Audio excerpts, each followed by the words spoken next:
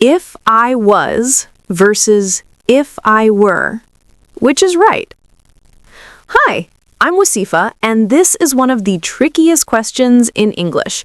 Do we say if I was or if I were? If you think only one is correct, you're in for a surprise. The truth is, both can be correct, but it depends entirely on the situation. Let's test you right now. Listen to these two sentences. If I were rude, I apologize. If I was rude, I apologize. Which one sounds right? The second one is correct. Now try this set. If I were you, I would take the job. If I was you, I would take the job. In this case, the first one is correct. But wait, sometimes the second one is acceptable too. Confused? You're about to find out the simple rule that clears up everything. The golden rule: real or imaginary? The basic rule is simple.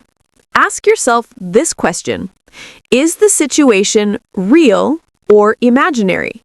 If it's a possible real situation, use if I was. If it's an imaginary or hypothetical situation, use if I were. Let's look at each one in detail. Using if I was. You use if I was in two key situations. 1. Possible past situations. Real. Use if I was when talking about something that might have actually happened in the past. Example 1. If I was rude to you yesterday, I apologize. Why? It's possible I was rude. I'm not sure, but it's a real situation from the past that needs an apology. You cannot use if I were here. Example 2. I don't remember if I was at that party. Why? It's possible I was there. I just can't recall. It's a possible situation in the past. Crucial check. Can you say, if I was you, I would take the job? No. I was never you, so it's not a possible past situation. This is grammatically incorrect. 2. Reported speech. Indirect questions. This is when you are reporting what someone else asked. In this case, if means whether. Direct speech. He asked, are you ready?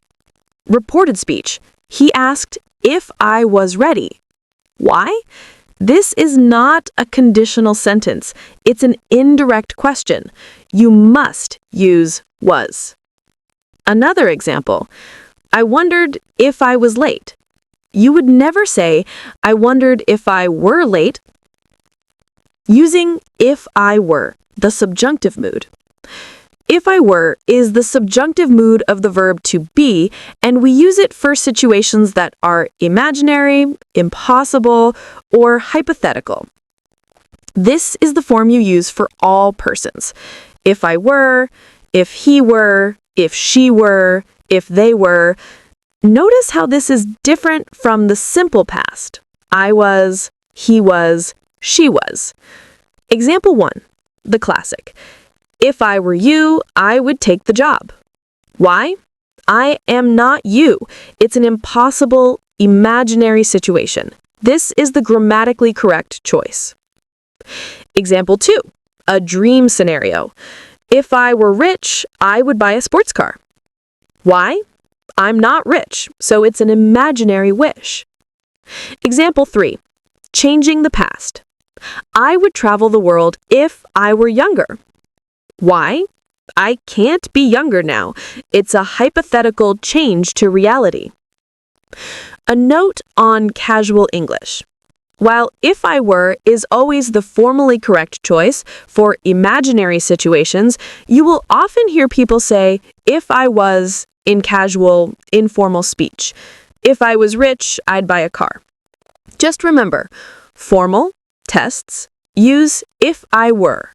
Casual, friends, you might hear if I was, but it can sound less educated. Stick to if I were to be safe and correct. Summary and quick quiz. situation, rule, example. Can you use were? Possible past, real. If I was wrong, correct me. No.